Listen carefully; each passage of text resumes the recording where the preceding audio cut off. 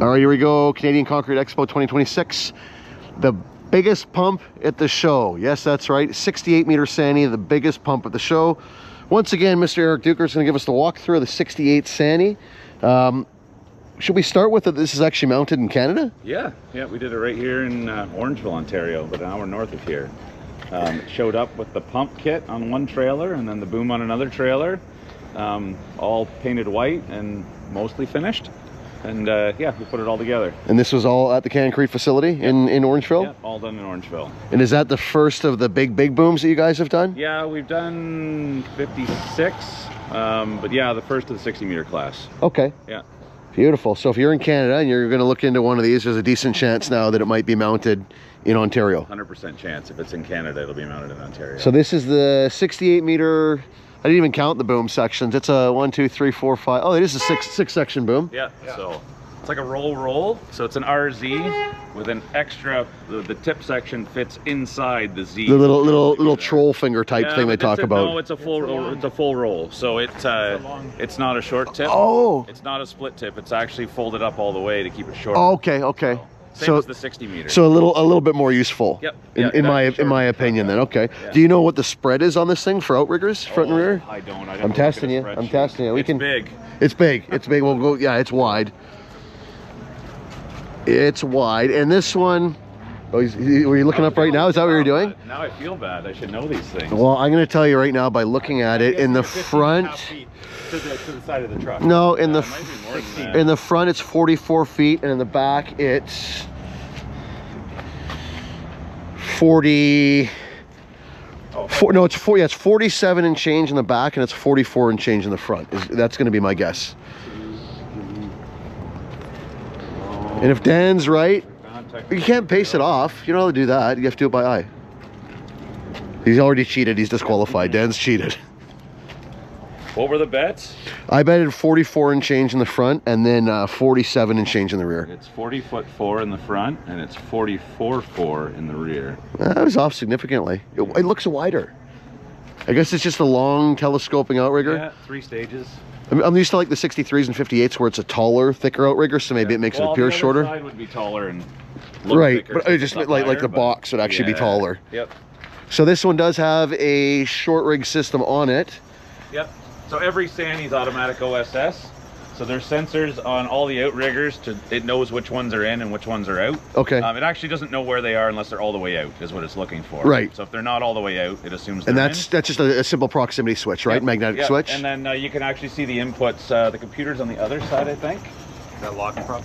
No? No. Yeah, computer's on the other side. That's a 1224 converter. All the Sany's use. Yep. There's 2 of them. They're redundant. And there's a little key switch there if one ever failed or you blew a fuse. You just switch to the other one. Okay. Yeah. So you can get full operation just with the one converter running? Yeah, so the Putzmeisters use 2 converters. The new ones use 9 little ones. Yeah. It used to be that it would run on one converter, but not everything. Okay. These only run on one converter, and then if you ever have a problem, you switch to the other computer. Oh, so it's redundant Yeah, then. there's a key switch up here. Oh, brilliant. Yeah.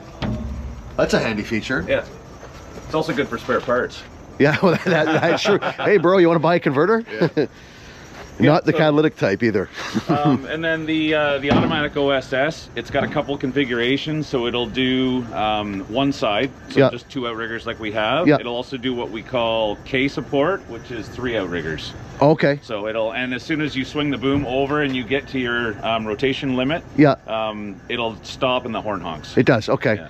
And like you said, the sensors for the outriggers, there's no intermediate position on the front outriggers. It's all the way out or all the way in, and it's got the magnetic sensor for that. Yep. And if there's ever a failure in the magnetic sensor or an issue with that, it's easily overrideable. Yeah, you go into the computer and you just hit forced rotation. Yeah. And then then it's just all made. Yeah, I actually showed that one of my videos with the 32 meter, just for pumping back in the mixer one day to get a little bit extra range on the boom. Yeah. So if they're wondering why the tires aren't shined up and the wheels aren't polished out, it's Ontario in the middle of wintertime. It was -24 when we brought the truck here. Yes. It was as clean as we could get it. Yes. So, yeah. And if anybody says anything like they did in the short video about the cracks in the asphalt. Yeah, there is a full 3 feet of frost in the ground right now. Yep. And we don't think it's going anywhere. We had a conversation about it. Do we put cribbing or do we not? Yeah. And we decided not, given how much frost is in the ground. And Eric's the engineer. He's got the ring. I've seen it. It's in his pocket right now. It's there. Yeah. Eric is a certified engineer. But yeah, so the ground is completely frosted over and it was deemed safe. So there you go. Pump kit is the same as what I've seen on ours. There's only one Sany pump kit in North America, so it's the 200 cubic meter an hour. I think we call it a C10. This one has not been painted yet. The pump's not actually done. It's going back to the paint shop to get the rest of the paint finished. Okay. But this is the just the black. So the paint pump kit will be painted. Yep. So with Sany, you get one option for pump kit. You get badass and badass. Yeah. The pump kits on these things are badass. So this is the dual pump kit where it's got proc switches and ILS. So the ILS sensors are here. Okay. And there should be proc switches maybe down on the other end. I hope this didn't make a liar out of me. Yeah, there's proc switches as well. So if an ILS sensor fails, you can switch to proc sensor mode. Okay. If your proc switches fail, you can switch to pressure mode. And is that why, like, the Sany shifts over with a lot of force? Yeah. But at the end of the boom, the flow is incredibly smooth. Is that because of it's using the sensing rods? Yeah, and if you switch, it's noticeable how it pumps. It is. You change the computer. Yeah, okay. It gets the boom bounce picks up when it switches. Because our 32, even pumping through small line, it's incredibly smooth. Yeah. For a pump kit that's got so much jam at the back end. Too, right? Yeah, long strokes on it, right? Yep. Beautiful. So it's pretty open and clean. I mean, the truck is huge, so everything's pretty accessible here. Yeah, lots of room on the deck. So the linear sensor on this one is easy to access. You just pop the cap off and pull it right out that way. Exactly. Beautiful. Massive hydraulic cooler. Any interesting engineering notes with these things? Well, there's our way to keep the submersible water pump from freezing. So the Outrigger is the water tank. And that submersible pump, the residual water in it, if it freezes, it's a problem. So that is our coolant line that runs to the tank heater. Oh. And we wrapped it around the canister so that the canister stays warm. And that way your water pump always turns on. Oh, brilliant. Yeah, so a couple things that you don't normally see on the other pumps. There is a shutoff on your main suction. So that way if you ever have to do any work on your main pumps, you don't need to drain your tank.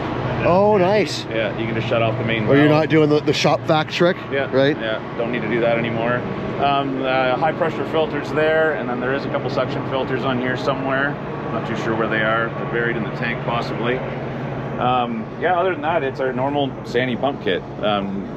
Open loop, 2 great big pumps there, a tandem, and then the gear pumps from in behind So it. twin 190s on these things? Yeah, I think it is twin 190s. Okay. Sounds about right. Twin something big anyhow. Yeah. And then all these plates obviously pop off very easily to access everything. Yeah, just keep all the stuff. It's nice with the plates, so you actually store stuff up here. Yeah. Right? I don't know how much your weight tarp. they're good for, but they Probably do have put your tarp. reinforcing. Well, they hold Dan's, so they're decent. No, I meant that in a nice way. No, I'm sorry, Dan. I would edit that out, but we know the rules for show videos are there are no edits. It's one cut. So You're just getting me back. yeah, I apologize. I do apologize. Wow. We did dual water tank heaters too because it's a steel Outrigger leg. So there's one heater in there. There's another heater in here. Okay. And there's fuel on the other side Yeah, on this one? fuel there, and it's a lot of fuel. So That's the a tag massive leg the tank. tag hasn't been put on yet, but I think the tag said like 820 liters. Oh, really? Yeah, Yeah, that's a so- huge tank. And this one, it's still got to go back for final finishing touches. Yeah, it's like 90%. Because somebody's going to say there's no pins in the Yeah. clamps, and yeah, it's going back. This is not going straight to the customer from here. So I like the color. That dark blue is quite nice.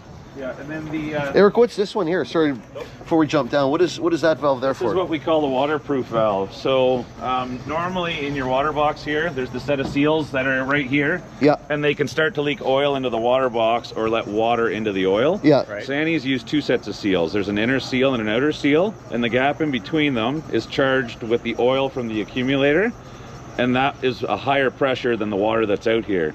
So water can never get into the oil. Oh, okay. But if those outer seals ever fail, which eventually they will from Yeah. grout and stuff in the water box, now you're going to leak all that oil out.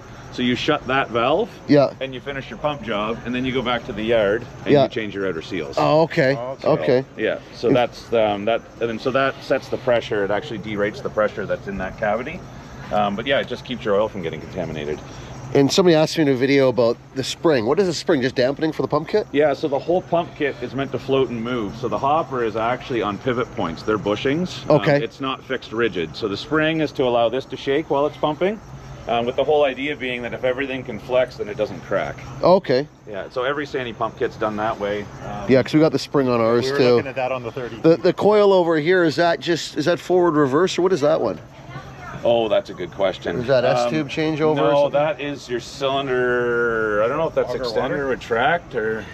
No, auger water should all be up there. I'd have to look at the Did I just stump you? Yeah, you might have. Stump the expert. Yeah. You know what I don't really do is put it in PTO and then just press the buttons on either end and see what happens. See what happens, yeah.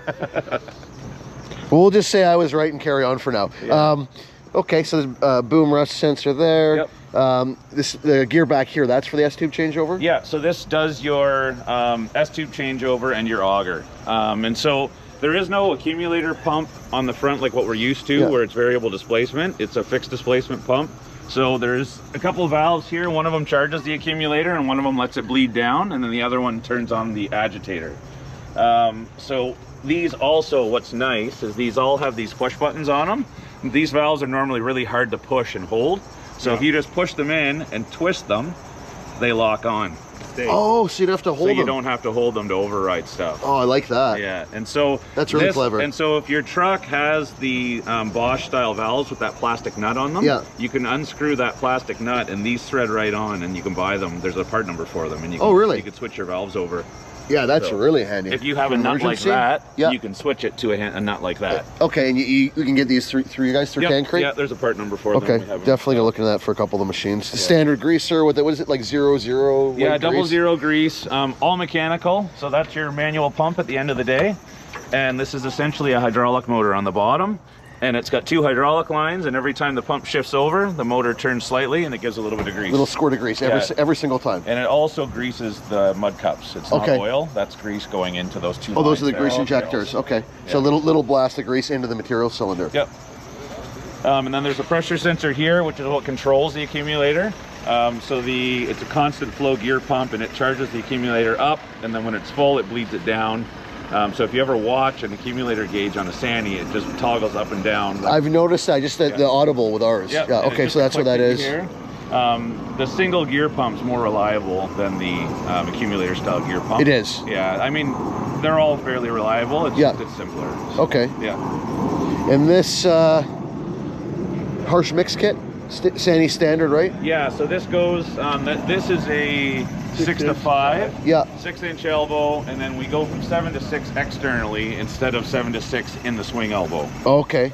So I think it's a full 7-inch swing elbow. Yeah. So 7, 7, 7, 6. Yeah. 6, 5.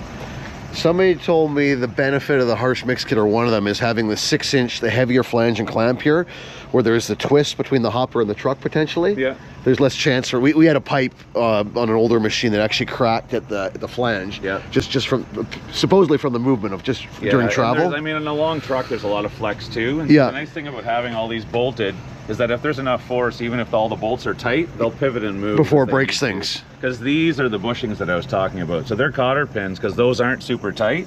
The whole hopper is meant to flex as it pumps.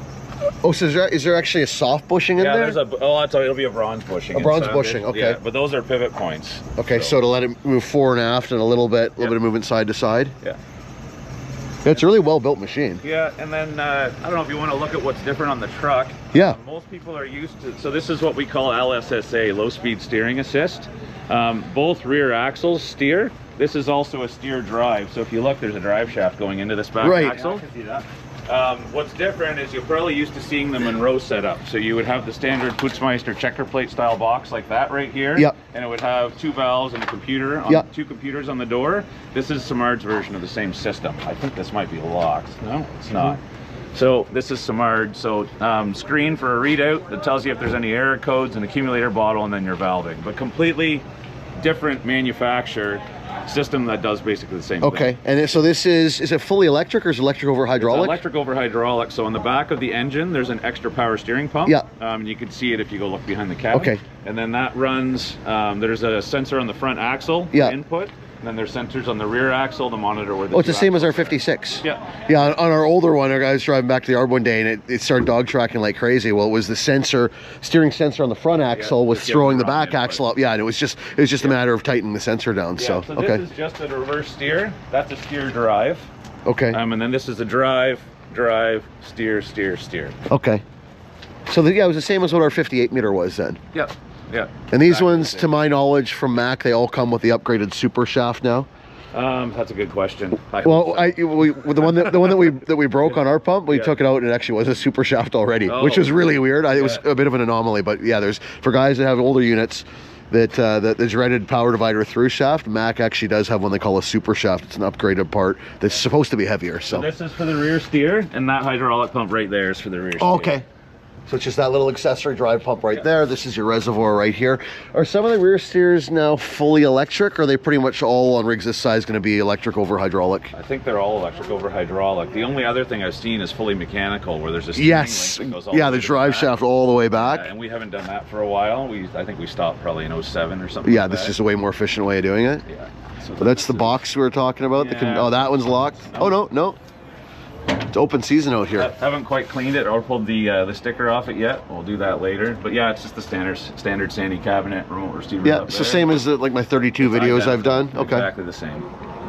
That's the nice thing about these machines, pump kit and everything else. It's all universal from one size to the next. Yep. So I mean, that makes it easy in terms of spare parts and whatnot. So 200 meters per hour, 68 meter reach, 40 feet wide in the front, 44 in the back, right? Dan didn't get to have a guess at it because Dan was cheating and he was taking paces. Yeah. And if you'd won, your prize probably would have been that right there. So there you go. You claim your prize if you like. So is this one, is this going to Quebec? No, this one's staying right here. It's going to Bolton. Oh, it is? Yeah. Oh, right in Ontario? Yeah. Okay. So this one should be out in the field working within a few weeks probably? Yeah, hopefully the end of next week. Wow. Month, so. Okay. So if you're in the Ontario region and you see this rig around, this is, here she is for the first time shown to public. So wonderful. Once again, Eric, thank you very much. It's been a pleasure. It's a beautiful unit. I wish BC had a little bit more flexible road laws. Is that politically correct the way I worded that? I don't want to make anybody mad. Yeah, probably. Yeah, a little bit more accommodating to us concrete pumper needs. But yeah, unfortunately we can't get something this size on our local roads, but it would be always nice to have a little more reach. So there is the Sany 68 meter Canadian Concrete Expo 2026. You want to do it? You want to do it?